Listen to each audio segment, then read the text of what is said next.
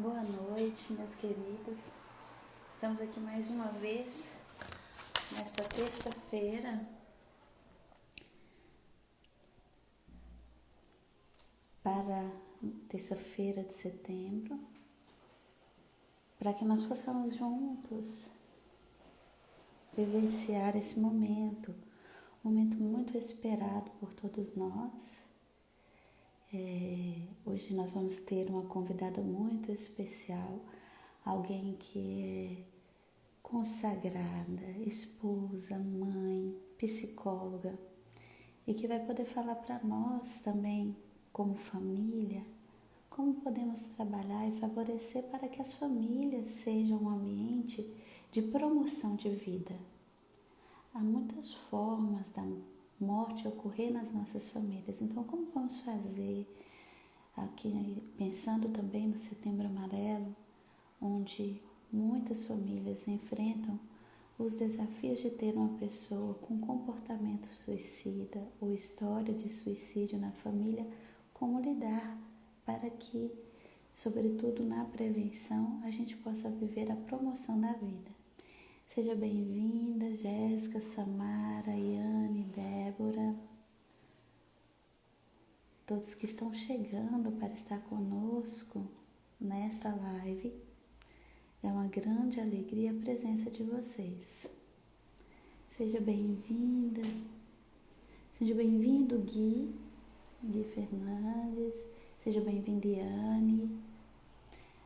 Essa noite nós estaremos com a Sárvia Karena. Ela é psicóloga, familiar sistêmica, também pós-graduanda em terapia, logoterapia. Seja bem-vinda Renata, consagrada na comunidade Filhos de Maria.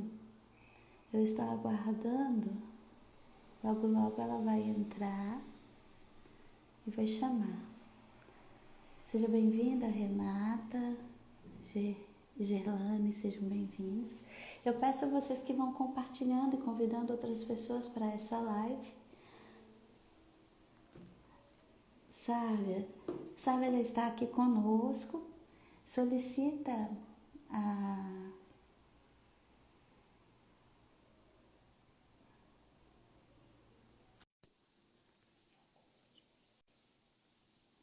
Mandei o convite para você já, Sarvinha. Oi. Oi. Seja bem-vinda, minha linda. Que bom estar com você aqui para podermos falar sobre a promoção da vida na família. Em um momento tão importante na nossa história, em nossa vocação, e também assim em todo o mundo, a pandemia trouxe muitos desafios para a família. E no Setembro Amarelo a gente tem procurado refletir sobre como lidar com pensamentos de suicídio ou mesmo com acontecimentos, pacientes que têm, ou famílias que têm tido essa experiência de ter pessoas que cometeram, que passaram ao ato. E como que a gente pode promover a saúde, promover a vida dentro das famílias? Eu falei já um pouco do seu currículo, mas se você quiser se apresentar para nós... Não é um currículo extenso. Vocês estão me ouvindo assim? Eu tô ouvindo você super bem, só não estou te vendo, porque acho que a minha internet não está carregando bem aqui. Mas você está me ouvindo bem? Estou ouvindo bem, tá ótimo. Tá. E sua imagem também tá ótima. Tá bom. Você é muito linda, é fácil ficar com a imagem ótima.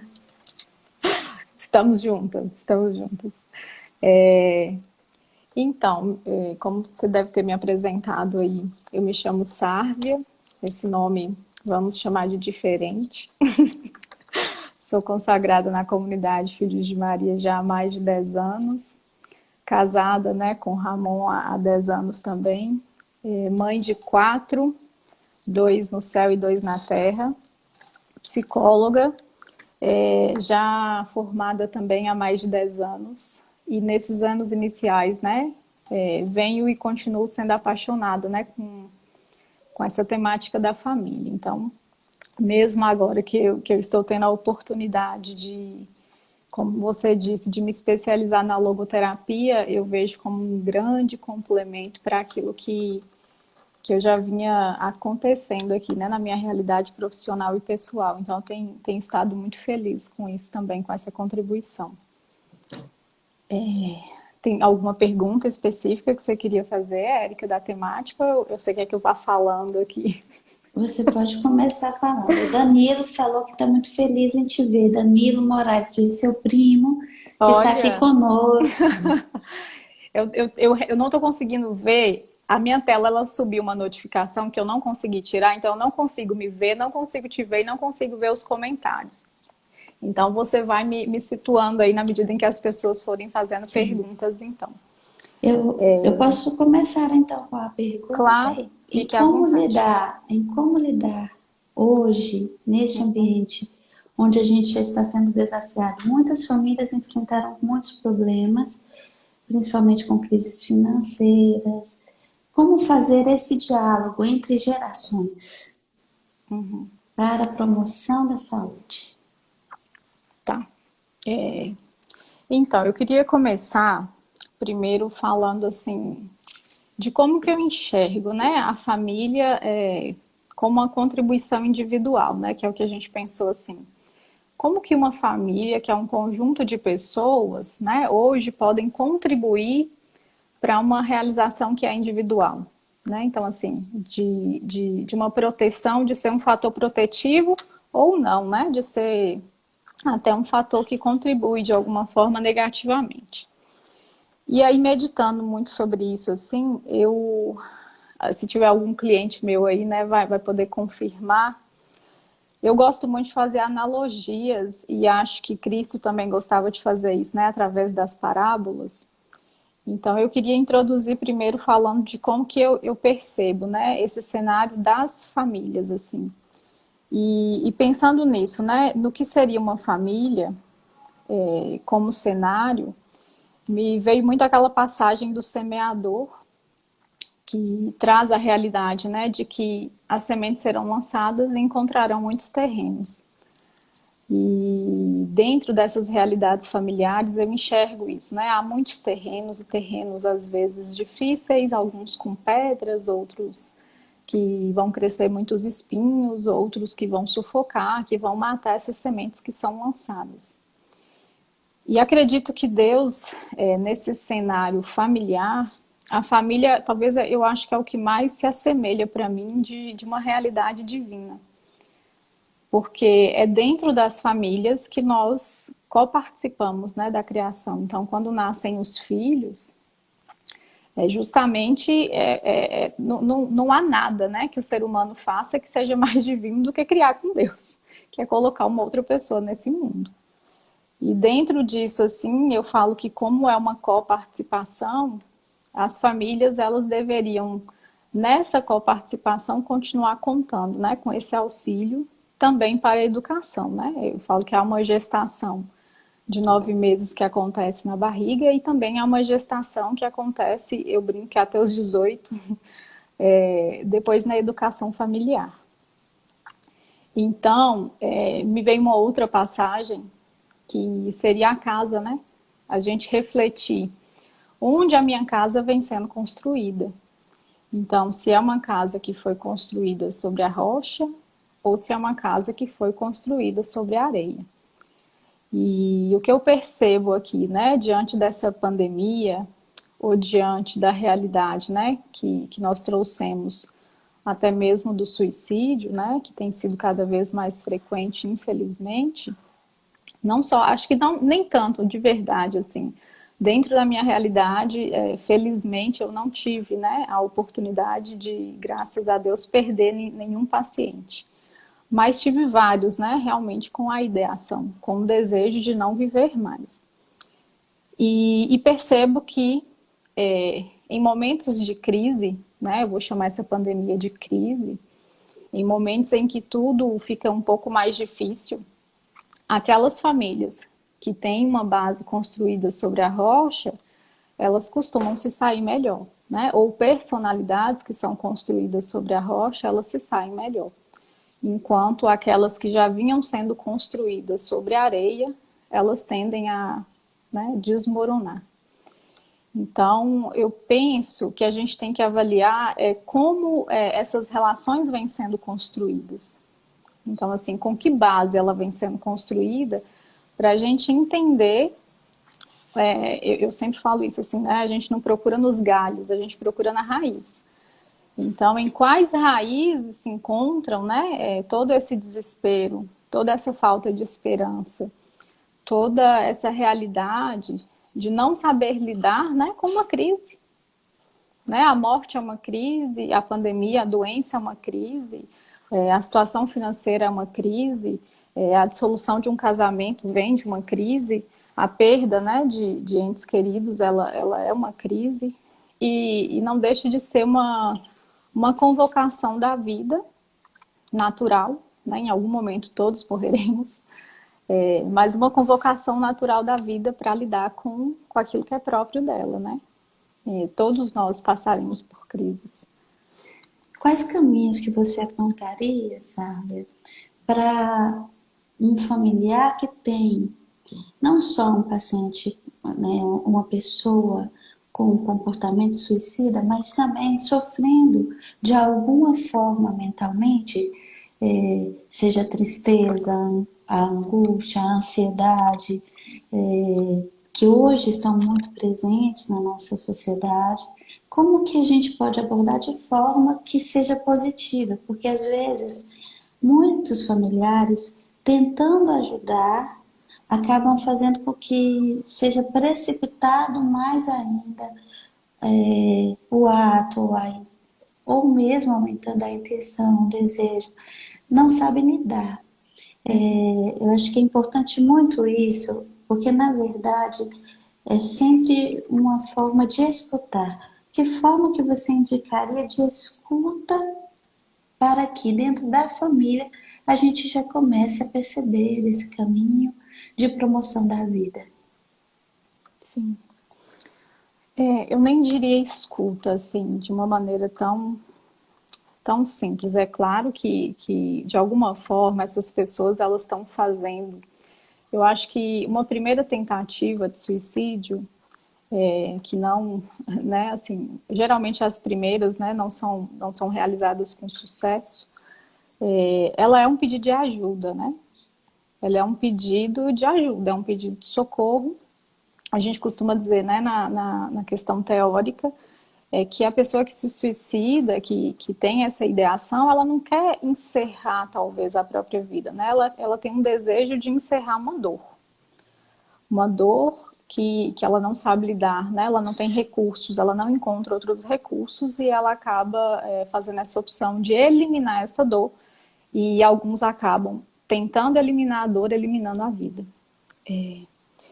Eu percebo que, na verdade, como eu não vou falar, a gente, você até trouxe, né, Érica, assim, ainda também não chegou para mim a realidade de crianças, né, com ideação. Eu vejo muito comumente aqui a realidade de adolescentes jovens, que não deixa de ser uma fase que exige de nós, né, aquilo que não foi exigido na infância acaba sendo exigido nessa fase da adolescência e da juventude, uma decisão, né? E a decisão, né, a própria palavra, uma cisão, né? Uma ruptura entre aquilo que me foi ensinado e aquilo que eu devo ser. Eu percebo como um fator, eu não vou falar nem do fator protetivo primeiro, mas eu vou falar da minha percepção sobre um fator de desproteção das famílias hoje. Nós temos duas gerações diferentes, eu vou chamar assim. Todos que estão aqui, né, nessa live provavelmente são jovens, né, como nós, e vão se lembrar que a realidade dos avós foi muito diferente, né, da nossa realidade atual. Né? Seja do papel da mulher, seja do mercado de trabalho, da realidade financeira, da quantidade de filhos. Então, nós hoje absorvemos também muitas coisas fruto dessa nova realidade que se apresenta para nós. E o que eu percebo como um fator desprotetivo hoje, não sei nem se existe essa palavra, mas eu vou usar ela, eu percebo que os pais, depois de vivenciarem e de experimentarem uma realidade, às vezes difícil, né, de pouco recurso financeiro ou de dificuldades familiares, hoje eles fazem um processo de compensação que está sendo prejudicial para essa nova geração. Então, eu tento compensar nessa geração aquilo que eu não tive. Eu tento compensar hoje nos meus filhos o que eu não tive dentro da minha realidade de história pessoal.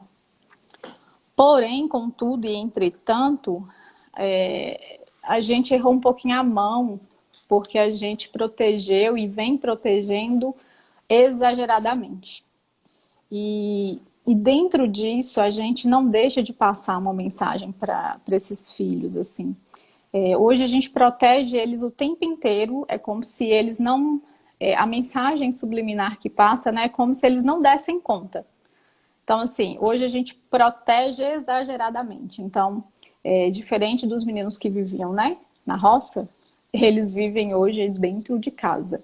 E a maior parte do tempo, né, é em contato com pouquíssimas pessoas. Ou seja, eles não, eu vou usar a palavra, eles vivem um pouco menos. Eles estão menos expostos à vida, É experiências, né? a experiências, a vivências que são próprias da vida, né? Assim, brincar, correr, cair, machucar é próprio de quem eu brinquei com o Miguel essa semana, ele tá assim, nossa, eu tô todo machucado. Aí eu falei assim, eu tô muito feliz, porque significa que você brincou muito.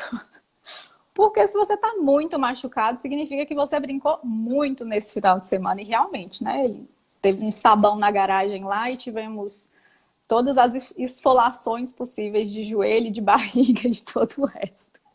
Mas é uma realidade que a gente tenta poupar hoje os nossos filhos, assim, como se isso fosse protetivo.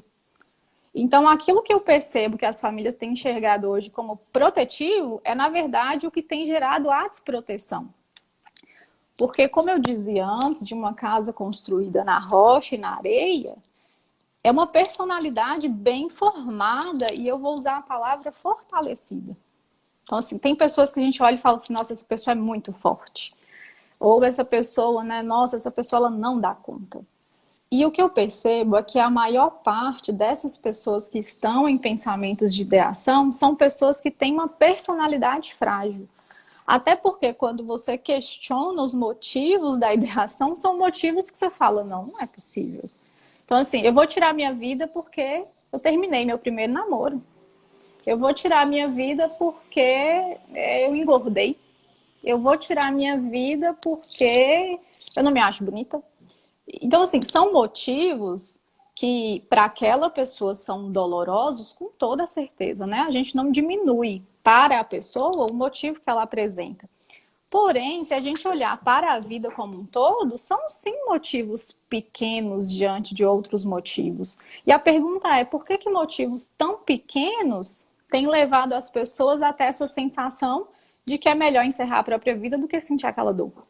A pergunta vai Entendo. além, né? Por que, na verdade, será se ela chegou a experimentar dores, né? Para que ela fosse testada ao longo da vida dela? Se a gente voltar lá no início, assim, né?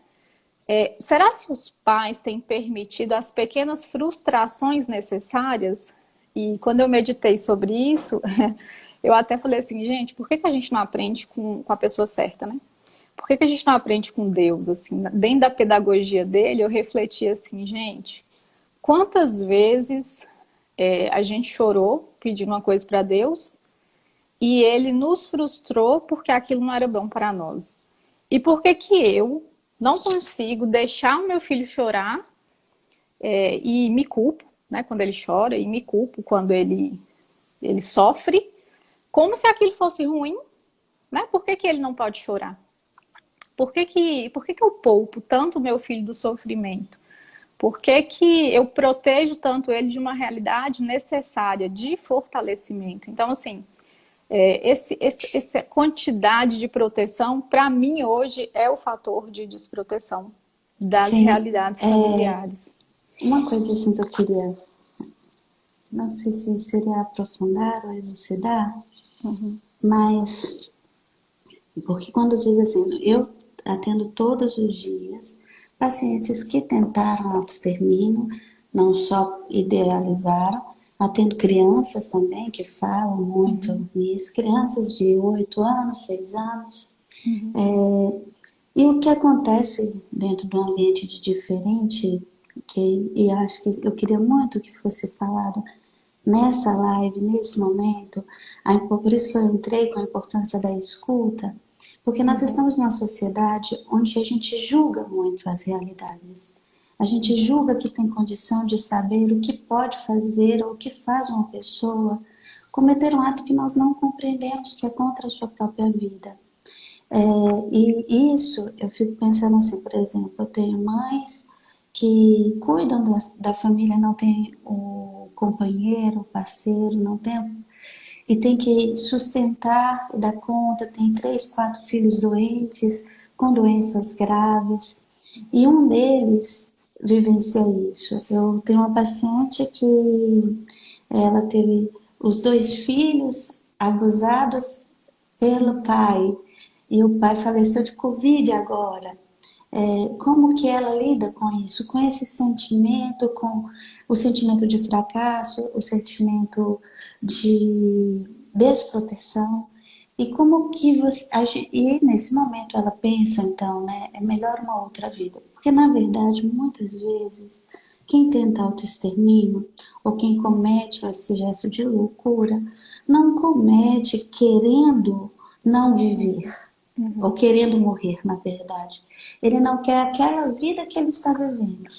Embora há também pacientes que eu atendi essa semana uma paciente que falou assim, eu nunca encontrei sentido mesmo para a vida. Desde criança eu penso que a morte faz sentido para mim. E não é porque ela tem uma dimensão de fé ou problemas tão intensos nas famílias. A realidade que eu encontro, principalmente nesses pacientes que já tentaram autoextermínio, eles vêm de famílias onde não há diálogo, ou o diálogo é muito pouco. Não é que ele não acontece, ele acontece, mas talvez não da melhor forma. E aí, por isso que disse que talvez a escuta, o primeiro princípio, é o paciente, antes de dizer que vai se matar, ele diz, o familiar, antes de dizer, ele vai dizer de muitas formas. Ele começa a não querer participar das reuniões familiares, ele começa a não querer estar presente e fazer as coisas que ele fazia antes, pensando e lembrando que isso pode acontecer em qualquer nível social, em qualquer dimensão, em qualquer realidade. E, às vezes, até a ideia que se coloca de que é porque não tem uma fortaleza, eu acho que fica assim, limitado porque a gente não sabe o que levou aquela pessoa a experimentar aquele sofrimento daquela forma. Dentro do meu consultório, eu já atendi, por exemplo, 6, 7 pessoas num dia com ideação suicida. E era comum neles esse sentimento de frustração em relação ao outro, seja o outro que é um familiar mais próximo, eu sinto que eu fracassei com meu pai, eu sinto que sou um peso com meu pai. Quando é diferença de gerações, os idosos que estão acamados, que às vezes precisam de cuidado, se sentem um peso, eu não quero ser um peso para essa família. Inclusive, eu estava vendo um artigo que falava justamente assim, a psicóloga que tinha entrevistado um idoso, tinha falado de um idoso, de uma paciente que ela tinha cuidado, que o idoso se matou. E ele escreveu na carta falando que ele não queria ser um peso, que a nora dele cuidava dele, que tratava dele. E ela falou assim, mas se ele soubesse o quanto eu amava fazer aquilo. Mas existe uma percepção que é uma percepção afetada pela doença. E nos extremos da idade, que geralmente são as realidades mais frágeis e mais possíveis, e hoje também pensando com as crises financeiras, pais e mães que se sentem pressionados a sustentar a família e não ter como né? Ver filho sofrendo, querendo comida, necessidades básicas, precisando de um tratamento. Esse peso, essa angústia pode levar, sim, a um gesto que é um grito de socorro, mas há comportamentos anteriores. Então, quando penso na escuta, não só na escuta da fala, mas também na escuta do comportamento, pensando assim, essa pessoa está sofrendo. De algum modo ela vai deixar de usar ou de cantarolar aquela música que ela cantarolava sempre quando tomava banho. Ele deixa de fazer aquilo que era próprio dele. Na família a gente tem sempre aquele que gosta de fazer piada, aquele que comenta como está. E essas percepções pequenas e como abordar. E é possível abordar, né? Acho que é importante a gente dizer assim, é possível abordar, lógico, sem tirar a nossa responsabilidade quanto criando uma mentalidade de que a pessoa não é capaz de fazer aquilo que ela é chamada a fazer ou que a vida convoca, mas também nesse sentido eu experimentar assim, olha, eu entendo, nós estamos como parte da humanidade sofrendo, né? Isso não me faz juiz, eu não tenho condição de julgar o seu sofrimento. Estou aqui para você, estou aqui para te acolher, estou aqui para ser o suporte, porque essa pessoa ela está sem suporte, ela não tem como se sustentar. E quando você falou da pedagogia de Deus, é importante pensar que o próprio Calvário, hoje, dia da exaltação da Santa Cruz, como Cristo viveu o Calvário, com que angústia, com que tristeza, tão humanamente falando, tão profundamente, tão encarnado. Ele não disse assim, vem a cruz, vem mesmo, que eu estou pronto, eu dou conta. Não, Jesus sendo o Filho de Deus disse, Pai, afasta de mim este cálice, mas eu não vim para fazer a minha vontade, eu vim fazer a sua. Ele se sentiu abandonado. E quantos dos nossos pacientes em nossos consultórios sentem esse abandono? Eu penso sempre a delicadeza de nosso Senhor, a delicadeza de Deus quando não deixa nenhuma dor sem estar contemplada nele. Então, nesse mistério da exaltação da cruz hoje, como que nós podemos contemplar essa experiência? A experiência do Cristo que dá um grito, né? Eu não compreendo, Pai, por que o Senhor me abandonou? E muitas vezes essas pessoas, os nossos irmãos e irmãs que estão padecendo deste sofrimento, estão dizendo, eu não compreendo, por que me abandonastes? Também entra a dimensão do perdão, a dimensão de eu perdoo e tu me perdoas. Dentro da relação familiar, quantas vezes esse perdão não dito, esse ato de dizer eu te perdoo, você me perdoa, é também uma razão de cisão. Penso que isso pode ser um caminho, esse caminho do Calvário, esse caminho de entender e sofrer no amor. O que você acha? É assim, na medida que você foi descrevendo, né, tantos casos e em tantas nuances diferentes, né, porque eu vejo cada caso de uma maneira muito particular, né, muito personalizada, apesar dessa live, né, eu tentar abranger o maior número, né, de pessoas possíveis, mas assim, quando eu trago, né, por exemplo, a questão da proteção, ela entra ali naquele início, né, na construção de uma nova personalidade. Aí quando você traz um idoso, daí eu já penso muito em tudo ali, né, em um processo de culpa daquilo que foi realizado e foi construído, né, ao longo dos anos. Então são movimentos às vezes diferentes, né? Diferente também no adolescente, que às vezes se depara com realidades, né, em que ele não estava preparado.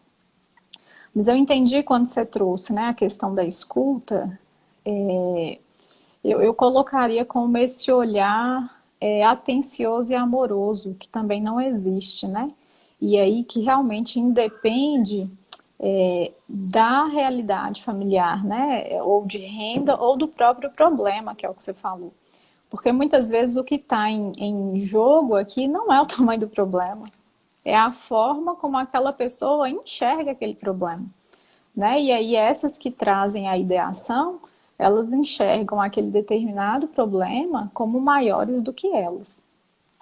Então, acho que o que falta dentro dessa realidade de quem convive com alguém, né, com sentimentos de uma ideação suicida, é realmente a falta de um olhar atencioso e amoroso, que eu acho que, na verdade, falta a todos nós.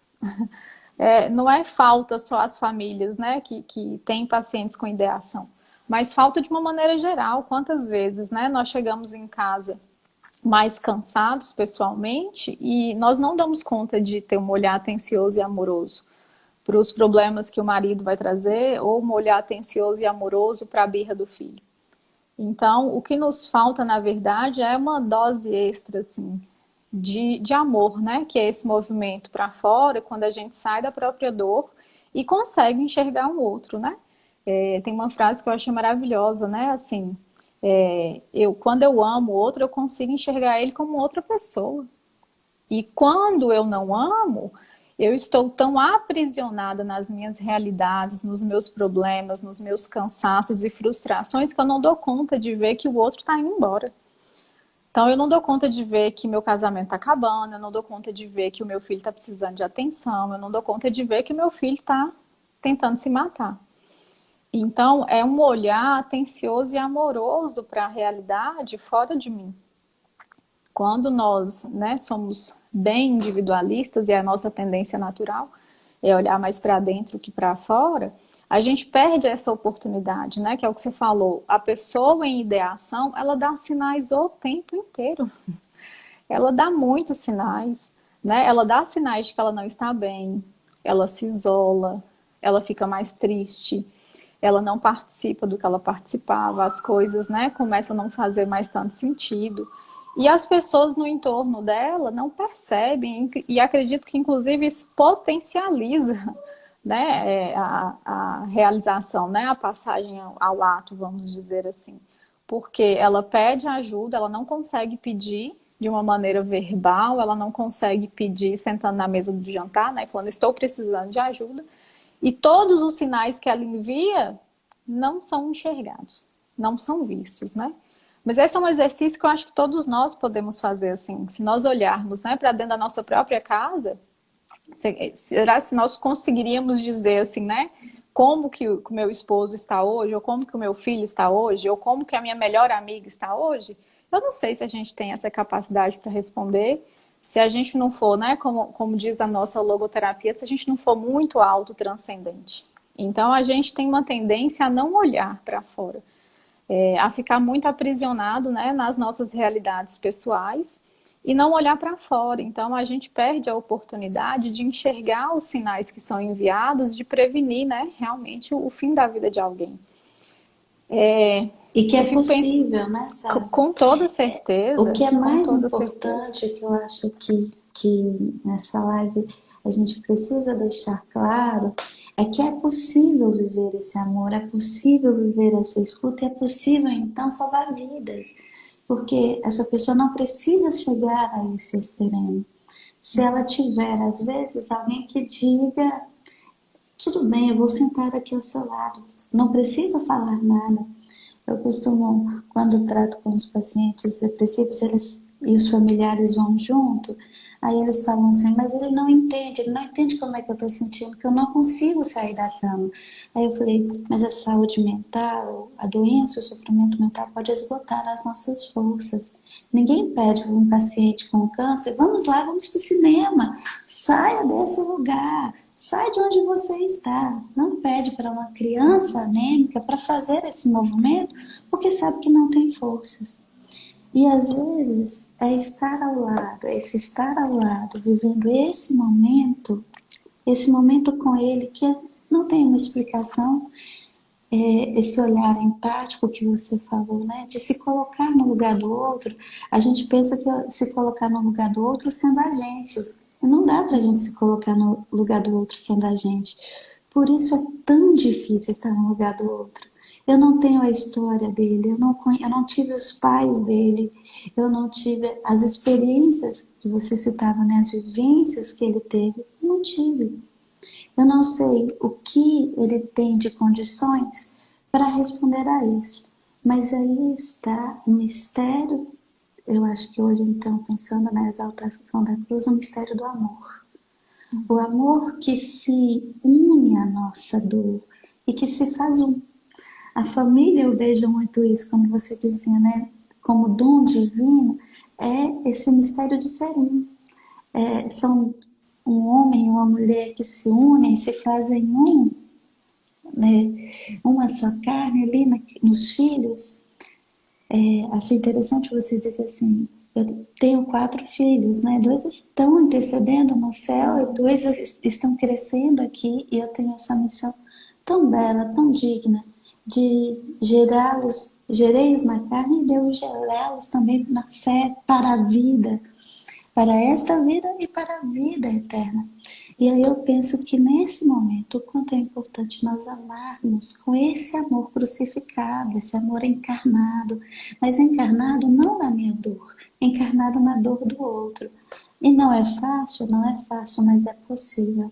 É possível a gente chegar em casa, sim, e parar para escutar, e parar para observar, necessariamente, né? Precisa às vezes estar numa conversa, porque ele não está conversando, tem muitos dias que ele não conversa, ele não está comendo, ele não está bebendo, e isso inquietar-se, inquietar mesmo, eu acho que essa palavra de nós não termos uma indiferença familiar, e eu já vi muitos pacientes sentirem assim, mas eles não me compreendem. É lógico, eu sempre explico também para os meus acadêmicos que a percepção do paciente ela é uma percepção que muitas vezes está afetada pela doença. Quem está deprimido tem uma percepção do mundo diferente da percepção até daquele acontecimento. Para mim, talvez tenha sido um acontecimento que me motiva a sair. Para ele, nossa, foi terrível, eu não consigo vivenciar isso de novo. Então, a percepção também pode ser afetada, mas o amor, essa característica tão divina do ser humano, que é essa capacidade de amar, nos resgata. Eu entendo quando você coloca isso, muito, muito bem colocado. Às vezes é importante nós aprendermos a amar como Deus ama.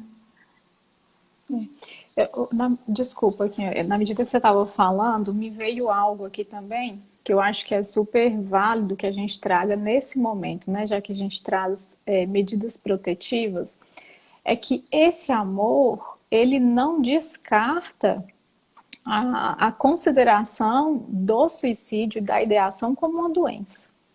Porque senão eu fico pensando aqui, se a gente não deposita também, né, a responsabilidade, né, disso só, né, para esse fator protetivo, né, que é amar e cuidar. Porque muitos pais vão falar, eu dei tudo, eu amei, eu fiz tudo que eu acreditava que era bom para o meu filho e mesmo assim ele está nessa condição. E eu acho que ainda há um longo caminho a ser trilhado dentro da saúde mental, que é de entender a saúde mental também como uma doença mental, né? Então, assim, tem saúde mental, mas as pessoas ainda têm dificuldade de enxergar a doença mental e das possibilidades de tratá-la. Porque é muito fácil, igual você falou, é muito fácil olhar para uma pessoa que está com câncer na cama, debilitada fisicamente, ou uma criança anêmica, e entender que ela tem uma limitação. Mas é muito difícil para as pessoas entenderem que alguém fisicamente ou aparentemente normal, ou né, aparentemente saudável, não faça, não cumpra, né, ou não viva bem, ou tenha tudo, que é o que você falou, né? Não é nem a ausência de bens materiais, ou tenha tudo e mesmo assim veja, né, sua vida sem sentido.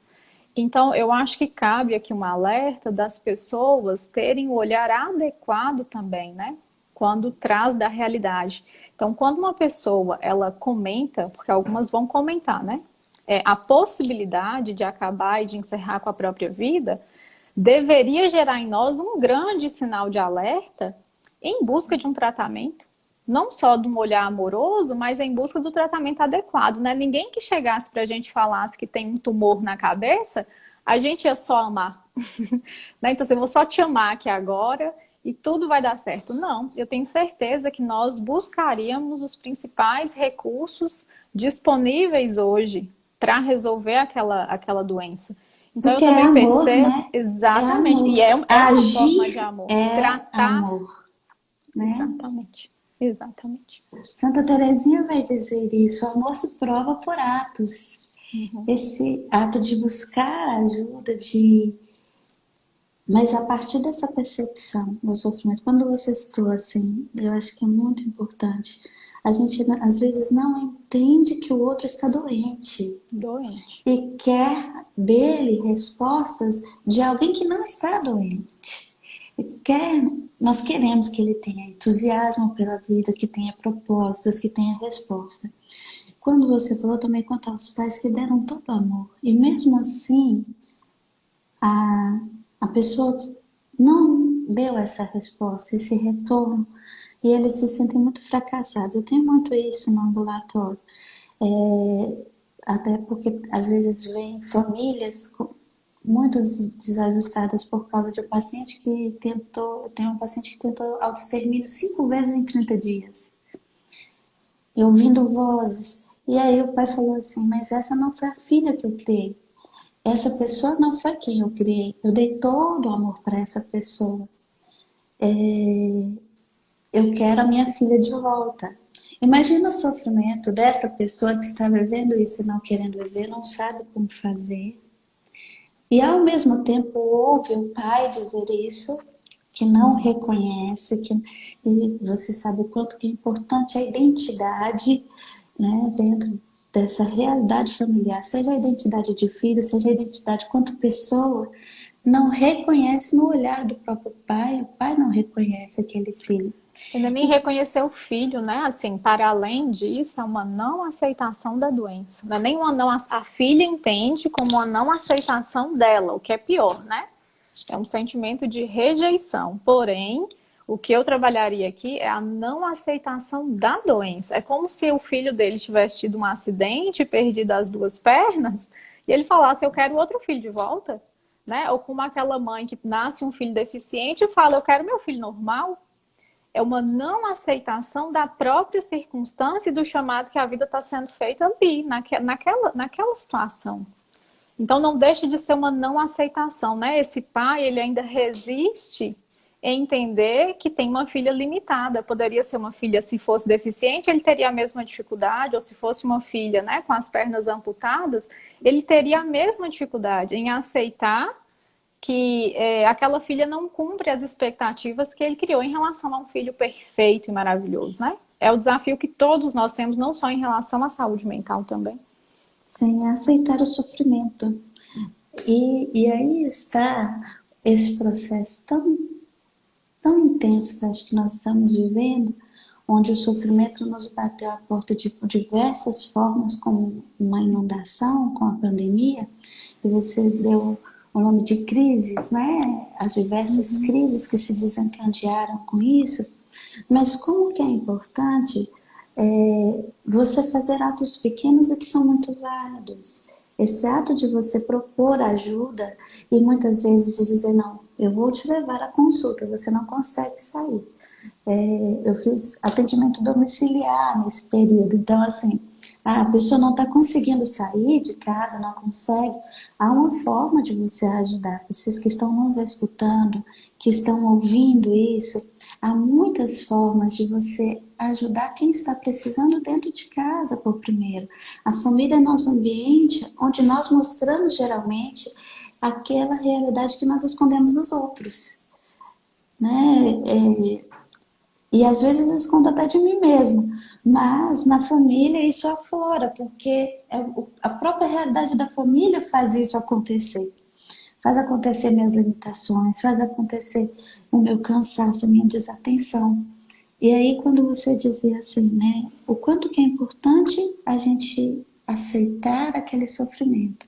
E que muitos pais, mães, também aceitando a sua limitação, eu acho que é interessante, é muito necessário a gente trabalhar na sociedade hoje, não tanto a culpa ou a ideia da culpa, mas a responsabilidade que temos com a vida uns dos outros. Há pouco tempo atrás, teve um jovem que se matou, um adolescente, filho de uma cantora, não me lembro o nome, é, por causa das exposições nas redes sociais. Isso aconteceu hoje, agora, não, isso acontece há muitos anos, tem muito tempo que isso acontece. Hoje existe uma exposição midiática que faz com que nós nos atenhamos, mas o tempo inteiro nós estamos expressando opiniões e muitas vezes essas palavras são tão fortes de descrédito. E para um adolescente que necessita tanto de reconhecimento, de validação, quando milhares de pessoas, ou centenas de pessoas, ou mesmo dezenas de pessoas chegam para ele e dizem: olha, isso que você fez é terrível, ele não consegue lidar com isso. É interessante quando a gente pensa que aí tem esse paciente que é um adolescente, mas tem aquele outro que era um padre. A semana passada eu conversava com o padre William. E, e aí a gente elege culpados. Foi por culpa da igreja, foi por culpa de alguém, foi culpa que não viu como é que era um padre, não, e a igreja não viu, os amigos não viram, e a gente não percebe o quanto que isso traz peso também para as pessoas que estão naquela realidade, envolvidas naquela realidade. E um suicídio, numa realidade próxima, dentro da família, possibilita aumentos de outras tentativas de suicídios na própria família. E até ao redor, eu falo assim, ao redor de amigos, com um campo de amizade. Eu atendi um paciente, atendo, né? É um paciente que a gente acompanha, que quando ele chegou, ele tinha tido um amigo que tinha cometido autoextermínio, tinha se enforcado, e ele chegou porque ele sentia desejo de não viver mais e ele ficava se imaginando naquela corda.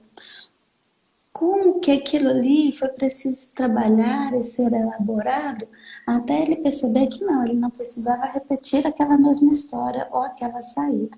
Mas a gente vai ter muito essas reflexões e como que é importante nós estarmos atentos a essas questões e que elas sejam abordadas nesse ambiente quando propício, né? Porque como você mesmo disse, às vezes a família não é um ambiente propício, é até o fator que adoece.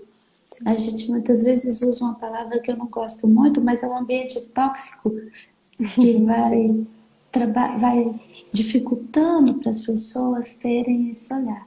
Mas aqui está essa missão belíssima, né? Sim, sim. Eu me lembrei quando você falou da questão da culpa, que eu tenho sempre muito cuidado em trabalhar a culpa, né? Porque a culpa, ela aparentemente, ela parece ser algo muito ruim. Mas eu fico pensando também se dentro dessa culpa, se não tem ali uma reflexão de uma ausência de responsabilidade em que sentido, assim? Quando a gente pensa hoje nas doenças mentais, a gente sabe que elas são, já tá, né, a ciência já bateu o martelo que elas são multifatoriais. Então, elas têm ali um componente genético, elas têm um componente social, familiar, enfim, são muitos fatores. Então, nunca vai ser um motivo, né? Então, aquela pessoa ela nunca se suicida ou ela tira a vida por um motivo. Porém, é justo e válido que as pessoas do entorno não se isentem da responsabilidade. Então, assim, eu falo que aqui no meu consultório, não sei como que é para você, mas eu percebo que naquelas mortes em que há um excesso de culpa, inclusive eu sinto que há uma acusação da própria consciência, como se tivesse uma oportunidade de ter sido mais responsável. Então eu fico pensando assim, é multifatorial e cabe a todos a atenção e a responsabilidade. Então, diante de um suicídio, quando você falou do padre, né, a culpa é da igreja, a culpa é de alguém, e talvez de todos, de todos do entorno que não tenha percebido, dele mesmo, dos familiares, dos amigos, de todos, né? Eu não vou colocar a culpa de todos, mas não deixa de ter uma É responsabilidade de responsabilidade de todos. todos, sim. Responsabilidade de todos. Porque nós somos responsáveis uns pelos outros. Eu acho que Exatamente. essa palavra, esse sentimento, eu sou responsável não só pela minha vida, não só pela vida da minha família. Nós todos chamamos Deus de Pai, somos todos filhos de um mesmo Pai. Então, quando nós pensamos numa vida que se perde tão jovem, com tantas questões, é um grito. E aí, eu penso que nós podemos refletir o que podemos fazer diferente a partir de agora. O que a vida nos convoca a partir disso.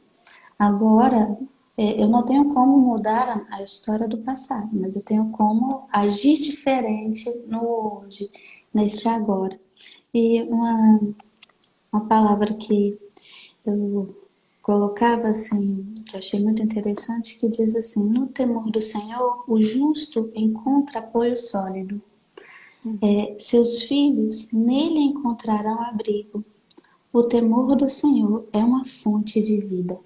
Então, a experiência da espiritualidade é isso que nos move. Você como consagrada, com 10 anos de caminho de consagração, dar algo a um outro, que é muito além, né? Que é essa fonte de vida, que é o temor do Senhor, essa ideia de que nós temos esta vida é importante que a gente a viva bem, mas sobretudo que a gente faça para além. E uma coisa que eu não poderia deixar de falar, né? Porque também atendo muitas mulheres e mais. E quando você falou esse termo de culpa, tem uma frase que o pessoal fala muito, e eu tenho ouvido muito: nasceu a mãe, nasceu uma culpa. Sim. E aí, só que é interessante demais quando a gente para e pensa o quanto que hoje também a sociedade vai impondo às mulheres e exigindo que elas se encaixem no molde. E talvez essa dificuldade seja para os pais que provêm, seja para as mães que provêm, seja para os filhos que precisam responder a um vestibular ou a uma sociedade que questiona. Aí está o grande desafio. Essa resposta ao outro, esse sentimento de culpa não é por mim, não é porque eu estou me exigindo. Eu estou me exigindo porque elegi um perfil, elegi um ideal. Não correspondo a esse ideal, então sou um fracasso. Isso também leva muitas mães a angustiarem-se, a entrarem num processo, inclusive, de afastamento até de seus próprios filhos. Eu já vi isso muito acontecer no consultório, de dizer assim: mas olha, eu não sei o que vai fazer. Eu trabalho muito com a realidade religiosa também, né? Aí eu falei assim: olha, eu não sei o que eu vou fazer, porque se eu morrer, como é que vai ficar a salvação dos meus filhos? Quem vai trabalhar pela salvação dos meus filhos? Aí eu falei: Deus! Sim. Porque você está aqui, seus pais nem tinham ideia do que era a salvação. E você está aqui caminhando para esta salvação que você quer trabalhar. Agora a maternidade clama, ela parece que sabe o horário, quando está no fim. Vem aqui, vida. Ela estava feliz que ia acontecer uma live com a mamãe de E eu não vou ver Bento. ela, porque eu não tô vendo ninguém, gente. Eu nunca participei de uma live A, tão mam... engraçada. Eu não vejo ninguém, não me vejo a mamãe também. de Bento, meu amor. É a Eu só mamãe de Bento que escuto. está aqui. Hã? Pode falar. Só fala. Olha aqui. Fala assim: cadê Bento? Bento tá em casa, que a mamãe dele ainda tá no lugar de trabalho. Fala assim: eu tô com saudade. Mamãe. Ah, você quer mamar? É? Tá bom, daqui a pouquinho. Daqui a uns 5 minutinhos a gente já vai para o nosso momento. Mas agora você vai conversar com a tia Sávia. Diz assim: oi, tia Sávia. Conversa. Oi, Tetê. Não tô Ela te tá com vendo, mas fone. ó, um beijo pra você. Manda beijo pra ela. Não, beijo pra Bento também. Ai, vou mandar um beijo para Bento também, meu Deus. Você sabe que ele tem um irmãozinho chamado Miguel, né? E um papai chamado Ramon. A gente manda beijo pra toda a família, meu amor. Mas ela é uma fã de Bento. Manda um beijo para Bento também. Não, ela é uma fã de Bento impressionante. É. Ô, Érica, eu tava pensando aqui, né? Assim, caminhemos para o final. Tava pensando que mensagem, né, fica para esse final assim. E quando você trouxe essa realidade das...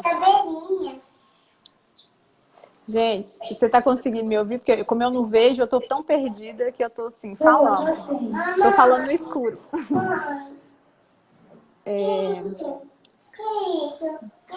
Dentro dessas realidades das mães de hoje, fico pensando se, na verdade, é o que você falou, de ideais impostos, na verdade, né? Porque, eu não sei, talvez a grande resposta seja pensar assim, eu falo que Deus não é aleatório.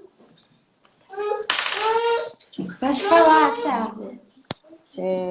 E Deus, eu falo que quando eu olho para um paciente que chegou, né, ao ponto de entender que a vida dele já pode ser encerrada, e dentro de mim eu sempre faço essa pergunta assim, né, e às vezes até digo para o meu paciente assim, se você acredita em Deus, né, será que ele seria tão aleatório, né, para te criar para nada? Porque a sensação, né, de ter sido criada para coisa nenhuma.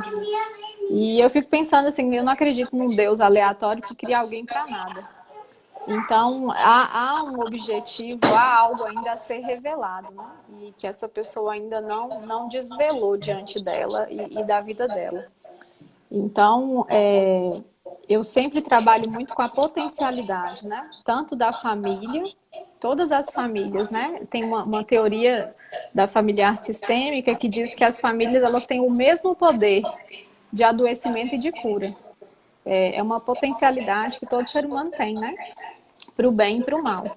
Então, a mesma potencialidade que ele tem para o mal, ele também tem para o bem. Ela tem na mesma proporção. E então eu tento trabalhar muito com potencialidade, de mostrar o quanto que ainda, né? A vida dele ainda não foi desvelada dentro daquilo, né, que foi projetado. E o quanto que ele ainda não deu conta de enxergar essa importância. E as famílias também, né? O potencial escondido que há em cada uma delas para continuar formando. Porque eu não acho um equívoco, né? Na verdade, é muito comum que os pais errem, muito comum, né? Eu sempre brinco assim, graças a Deus, nós não somos deuses.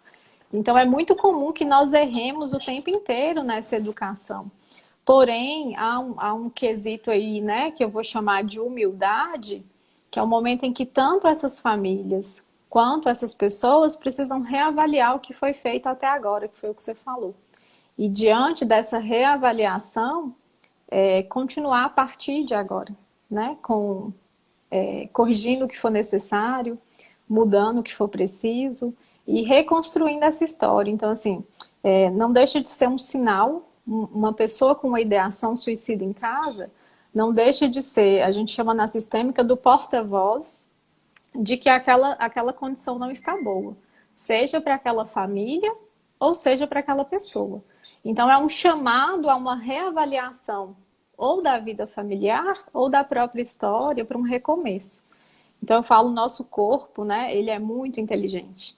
E quando a gente não dá conta de sinalizar que as coisas não estão bem, o nosso corpo, ele sinaliza. Então, a gente adoece mentalmente, fisicamente, e aí é um chamado, né? É um chamado para que nós paremos.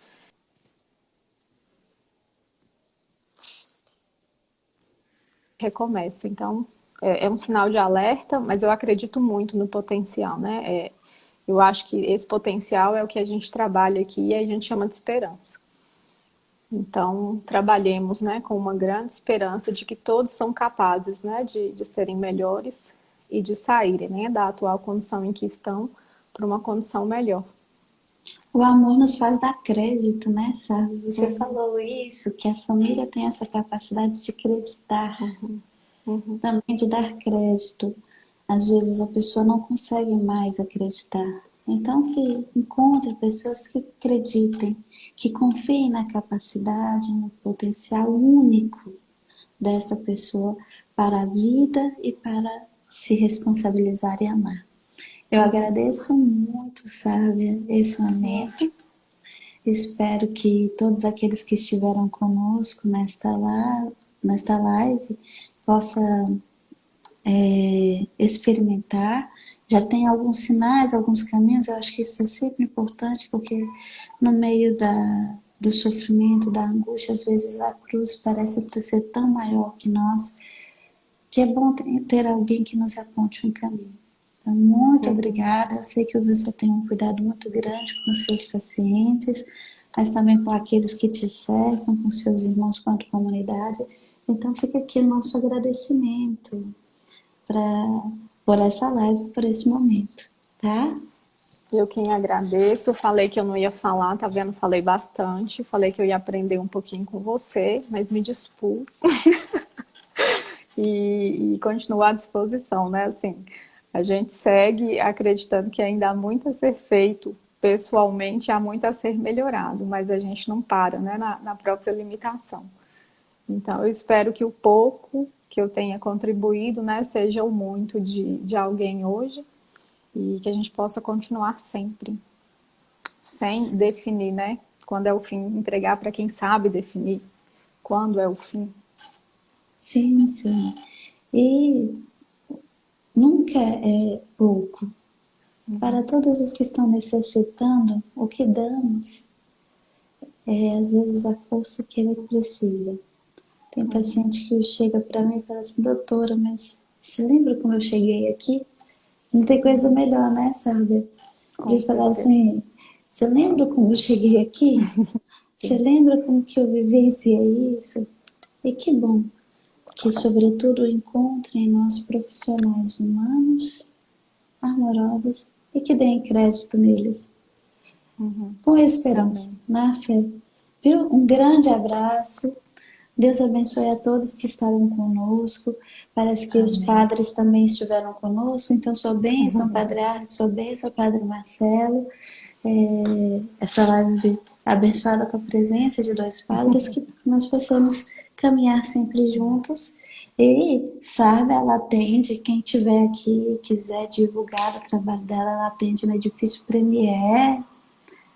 Ela já está com a agenda cheia, tá, meu povo? Então, se vocês quiserem começar... Aquela agenda sempre cabe mais um, sabe? Aquela agenda sempre cabe mais um, igual a sua.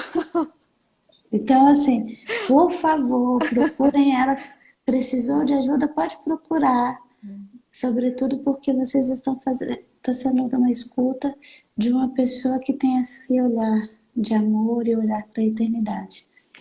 Assim, só para reforçar, né, Érica, eu acho super válido, assim, se alguém que nos acompanhou aqui, né, por acaso tem esse sentimento no seu coração, né, de um desejo a pôr fim à própria vida, independente, né, de ser atendido por mim, assim, porque percebe que às vezes é um processo muito burocrático. Meu perfil, né, é o Sárvia Carena, assim, me chama, né, nem que conversemos por mensagem, assim, mas nós nos colocamos, né, à disposição, né? Tem um outro serviço que é ofertado também às pessoas nessa condição, que é o CVV, que é gratuito, então as pessoas podem pesquisar 188, sobre isso. né? Exatamente. E que são formas, né? Então, assim, eu tenho ali o meu perfil e eu tenho certeza, né? Que uma pessoa que me abordar ali através de uma mensagem não vai ficar desamparada, não. Aí estamos. É uma alegria. Obrigada para todos vocês que estiveram conosco nesta live, que também perguntaram. Eu também não consegui ver muito as perguntas, porque estava tendo muitos comentários, mas nós agradecemos. E nos encontramos na próxima terça-feira e vamos ter outros momentos, né, Sárvia? Sim. Para estarmos juntos. Amém.